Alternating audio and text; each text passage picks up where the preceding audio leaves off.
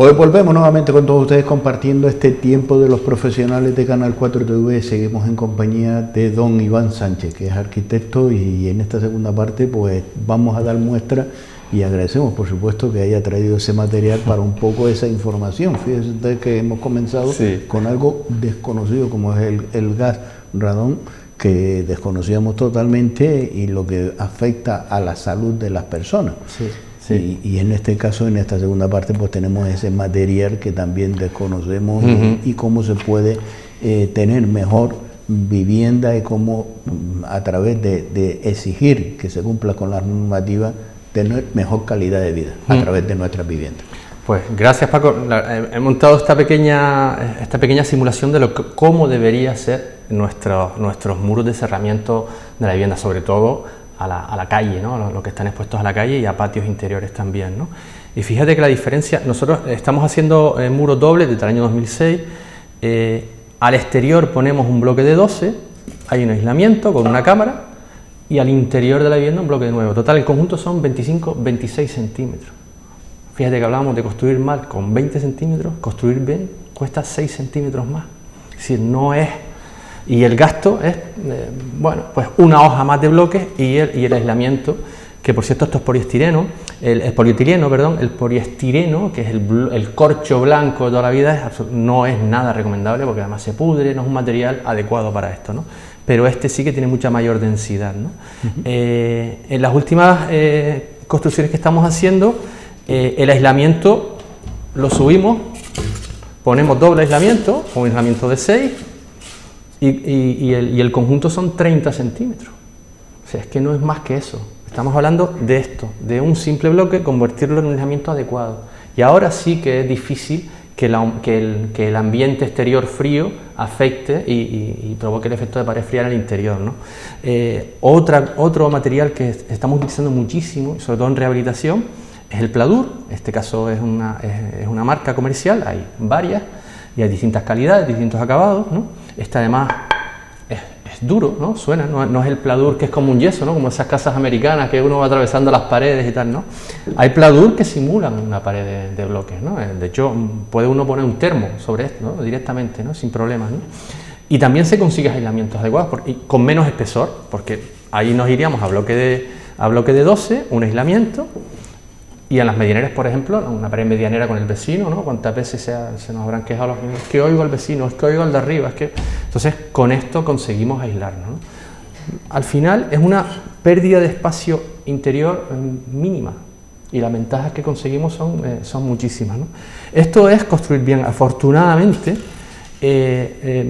muchos clientes ya preguntan cómo es el muro, cómo está construida mi casa, ¿no? Porque sí que nos hemos movido mucho por la apariencia de las cosas, ¿no? Entramos en una vivienda que consideramos, si tiene un buen salón, tiene una buena pista, si tiene terraza o no, la cocina, el baño, cuántos dormitorios, ¿no? Parecía antes que cuantos más dormitorios mejor, ¿no? Aunque uno fuera soltero, ¿eh? Si tiene 10 dormitorios es mejor la casa que 2, ¿no? Teníamos ese criterio. Y eso cambia, está cambiando porque funcionalmente nos fijamos en más cosas en la vivienda. Y yo siempre aconsejo que se pregunten dos cosas: ¿quién lo hizo? O sea, ¿quién hizo la edificación? ¿Y cómo está hecha? Una de las obligaciones del promotor es entregarle, el promotor, el que construye el edificio, es entregarle a los usuarios, a los propietarios, a las personas que vendan, una documentación, que es el libro del edificio, que muchas comunidades ni lo tienen, incluso algunas que están después del 2006 construidas o terminadas. Y en ese libro de edificio se relaciona pues todas las personas que han intervenido en la obra, todos los contratistas, subcontratistas y los materiales fundamentales con los que está hecho el edificio. Y cuando te hablen de, que es la típica frase comercial, ¿no? Calidad superior o de lujo, ¿no? Viviendas de lujo, ¿no? Con productos, con material de primera calidad. Material de primera calidad, bueno, demuéstrenlo. Si quiero verlo, vean ese documento. Es muy importante saber si tenemos doble hoja, si el aislamiento es de 3, de 6, si el bloque es de 9, si es Pladur, si hay una lámina para evitar el ruido de impacto entre los forjados, si tiene la protección frente al radón, si es un edificio construido nuevo. Todo ese tipo de documentación está obligado al promotor a dártela. Y yo personalmente desconfiaría del promotor que no te la dé. y a una comunidad de propietarios al final hay que entregarle el libro del edificio y luego ellos son los que la gestionan, ¿no? Y hay una serie de mantenimientos que tiene que hacer el edificio, se llama de hecho Manual de Uso y Mantenimiento, que es una parte de ese libro, que al final es una guía de qué es lo que tengo que hacer para mantener mi edificio en condiciones, que es otra cosa de la que pecamos, ¿no? También yo entiendo que por economía y porque el clima es muy bueno.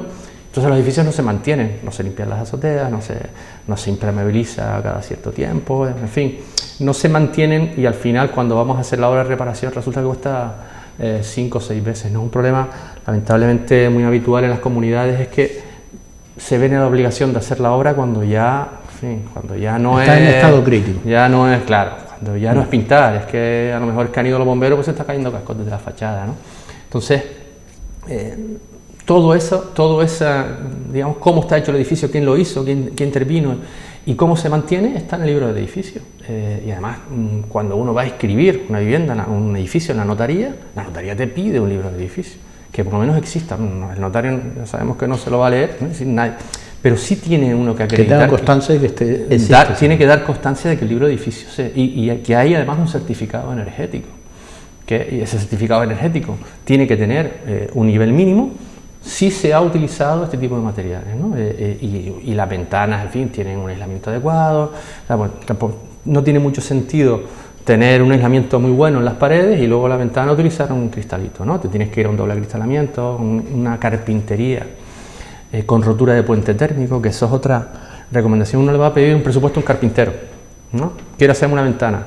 Un carpintero te dice 300 euros y otro te dice 600, ¿no? Tú dices, bueno, el de 600 me está engañando. Hay que ver lo que te está ofertando uno y otro, ¿no?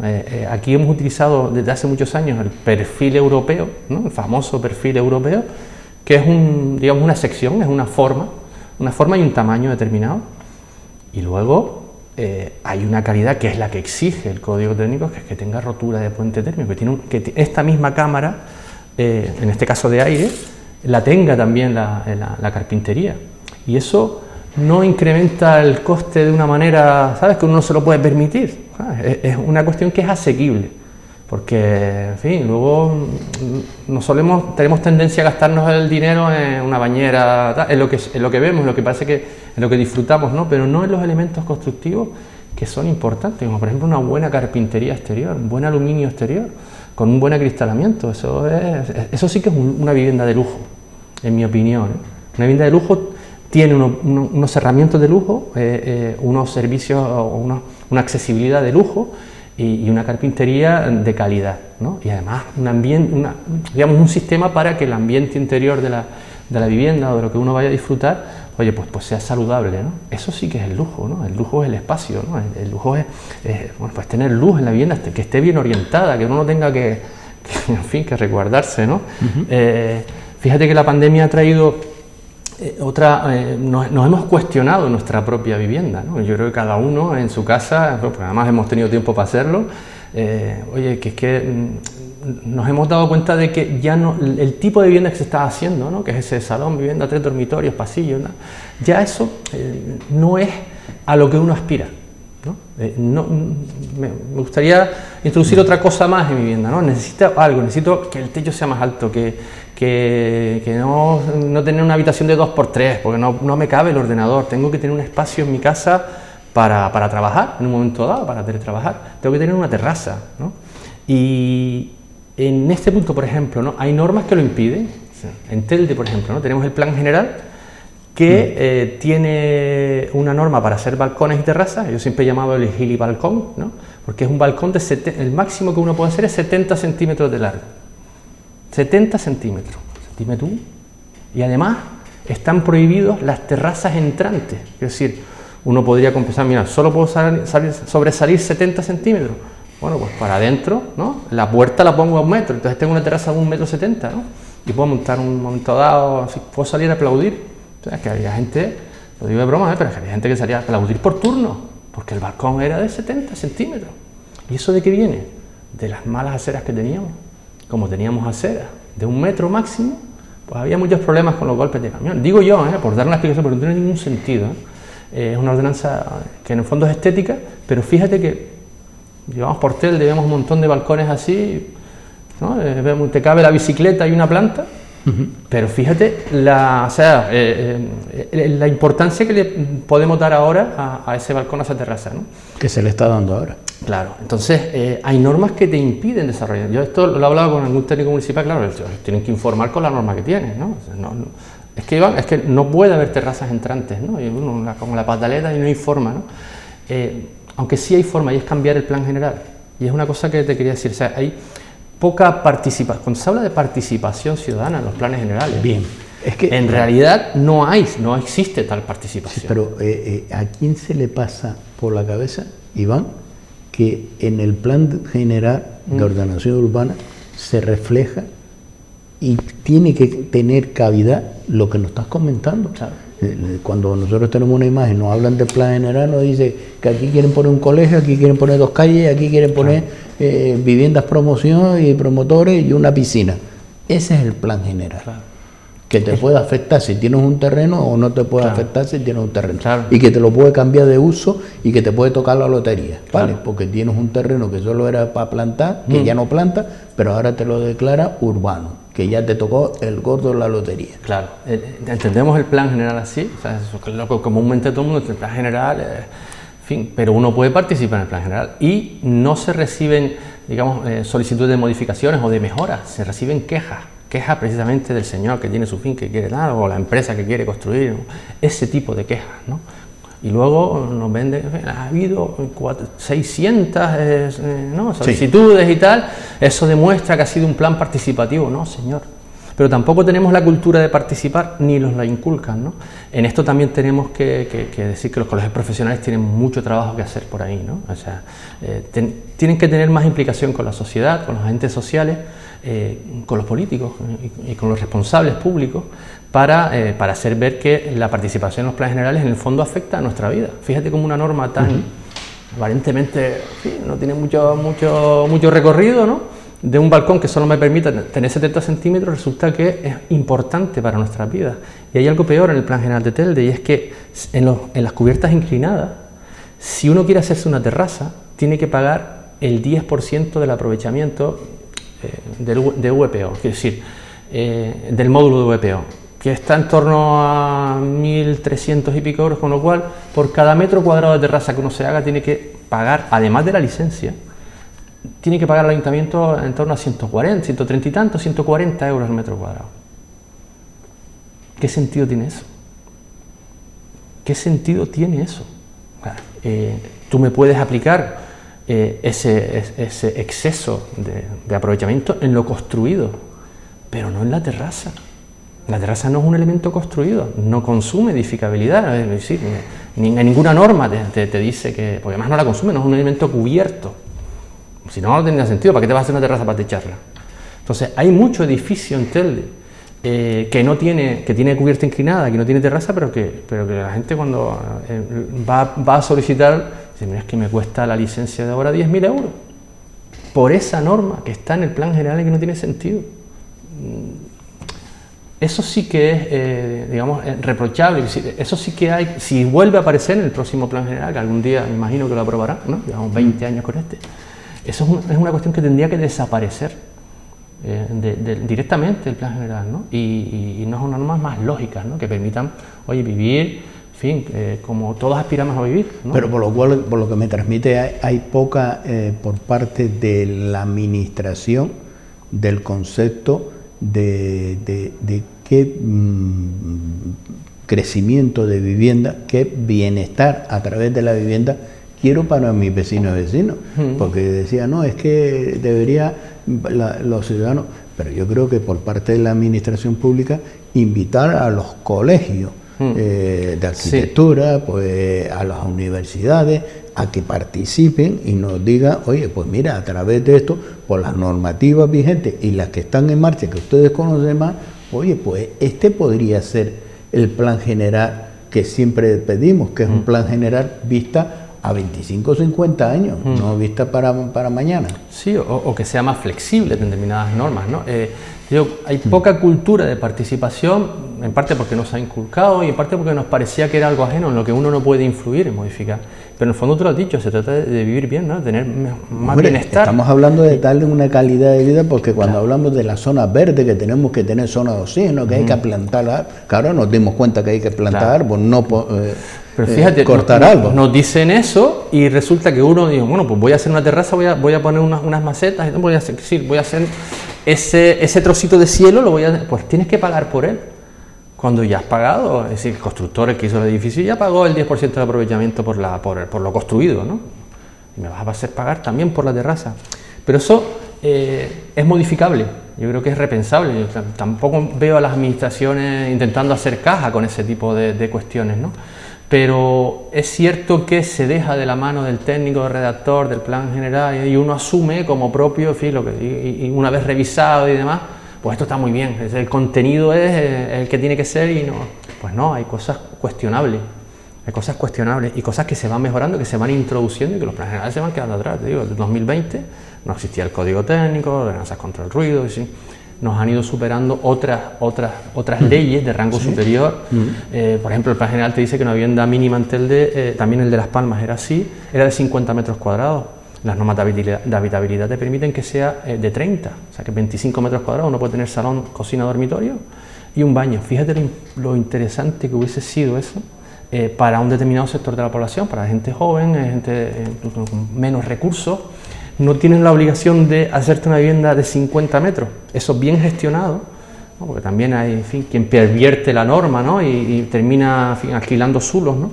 Pero eso bien gestionado. En un edificio donde puede haber 10 viviendas, podrían haber 15, con lo cual el precio es más asequible y se rebaja, ¿no?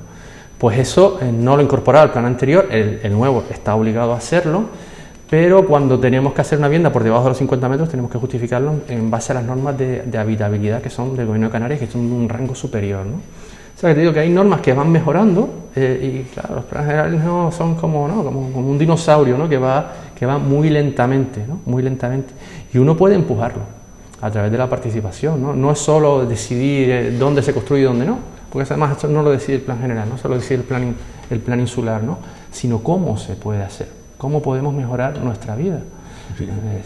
Es un tema que parece que no, pero es a través de la promoción de vivienda, de adquirir una vivienda, tenemos una calidad de vida. Sí, sí. A mí le damos poca importancia porque muchas veces decimos, sí, vamos, dormimos y estamos el menos tiempo posible porque tenemos que estar trabajando. Hace poco, con este ejemplo de los 50 metros o 35 metros, en realidad 25 metros cuadrados, dudé porque me preguntaron hace un par de semanas, ¿no? Oye, ¿se puede hacer una vivienda de menos de 50 metros en Telde? Y dudé, digo, y fíjate que estoy haciendo un edificio en Las Palmas así, solo 2 viviendas, tienen 30 metros, ¿no? Y dudé, digo, ¿me lo permitirán en Telde? Y claro, sin uno caer en que hay normas que son de rango superior, entonces hablé con el técnico municipal y me aclaró, sí, perfectamente a partir de las normas de habitabilidad, ¿no? Porque es verdad que uno se va directamente, ¿se puede hacer o no? Y lees, no, 50, ¿no? Y dudas, ¿no?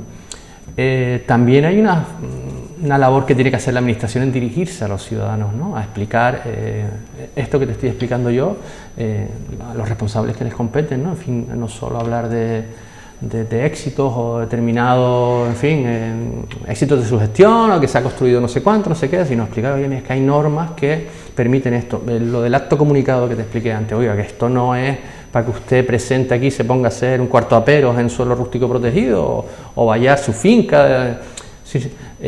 Esa digamos, dejadez a veces, ¿no? Yo creo que, bueno, no solo vamos a culpar a los políticos, ¿no? De todo el mundo, ¿no? Que las cosas se van haciendo solas. Es una cadena. Es una cadena que hay que en un momento dado cortar. ¿No? El decano del Colegio de Arquitectos ahora mismo lleva años haciendo una labor interesante en ese sentido. El colegio la Asociación de Empresarios de la Construcción de Las Palmas, con María Salud Gil, he asistido a alguna conferencia de ella, es muy incisiva y hay que verla, digamos, cuando tiene los responsables políticos delante, como dice las cosas muy claritas y demás, pero no termina de calar, las ayudas a la accesibilidad, que las hay muy poquitas, hasta ahora han habido muy poquitas, a veces se incrementan con esos fondos, las conocían los gestores y los administradores de fincas. Sí, uno tenía que leer el periódico, la letra pequeña, para saber que había una convocatoria, y además esas convocatorias son el primero que llegue. y cuando se acaben las perras de la subvención, se corta la subvención. Entonces, la información tiene que ser más transparente, más ágil, estar al alcance de todo el mundo, y luego, oye, si hay 100 solicitudes, que no sea un criterio económico, sino que sea un criterio de necesidad, que tampoco a veces se establece. Que incluso eso se podría evaluar según los datos que tiene la administración de personas con discapacidad por vivienda por grado de discapacidad. Claro, claro. Es un factor importante donde se le puede informar e invitar, oye, mire, estas partidas, por el grado de discapacidad que usted tiene, pues su comunidad de vecinos puede acceder a ella y dar una calidad de vida mejor a las personas. Lo que pasa es que también es cierto que son subvenciones muy pequeñas, te costean el 30 al 35% de la obra necesaria, y a veces eso no da ni va a empezar. Es decir, tienes que reunir mucho dinero, porque suelen ser obras caras, costosas, ¿no? Cuando uno no piensa bien en cómo instalar un ascensor y lo va a hacer con el edificio ya construido, no siempre es fácil, ¿no? O lo que sea, rampa y demás, ¿no? Entonces, a veces el factor económico desmotiva también, ¿no? Porque las ayudas son muy escasas, no llegan a todo el mundo, y al final, si uno llega, pues es muy poco dinero lo que obtiene, ¿no? Una obra de 100 tienes que pagar uno de su bolsillo 70, y no siempre los tiene. Entonces, entiendo que el criterio debería ser de necesidad, y también de necesidad económica, ¿no? De capacidad económica, ¿no? Igual a una comunidad de propietarios con el 30% le arreglamos la vida, pero a otra tendremos que llegar al 50%, por ejemplo, ¿no?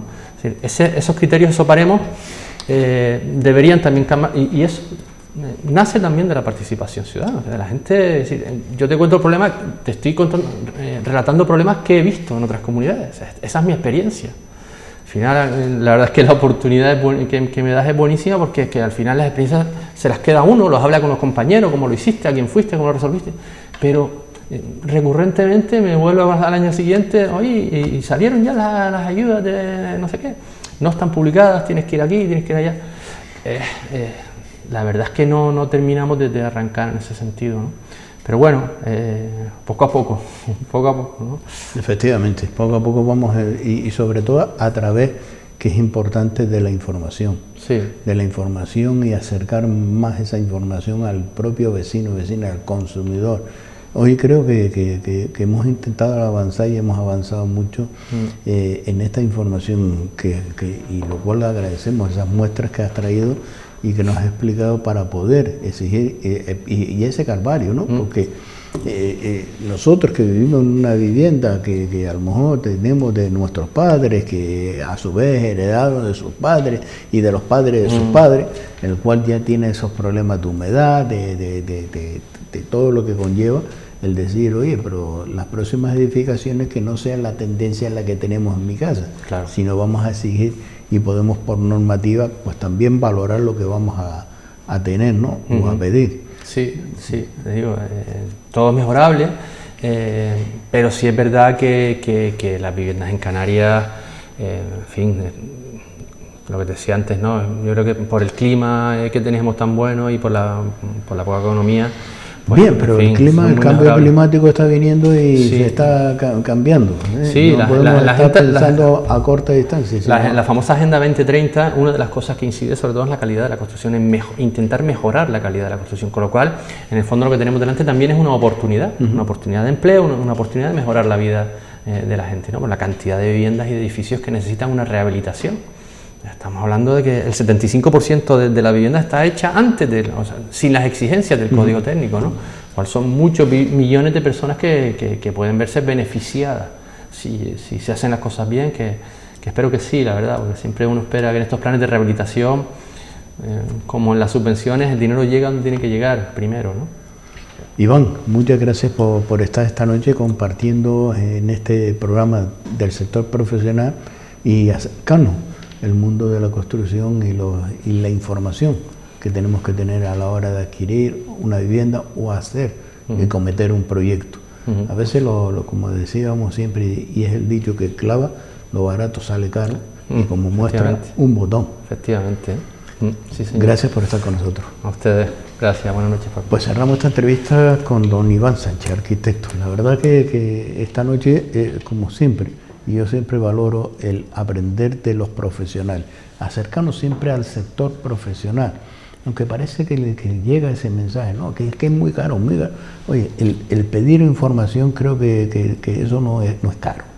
Acercarnos, informarnos y sobre todo que detrás de cada proyecto haya un profesional que responda del mismo. No el cuñado, ni el primo, ni un recomendado.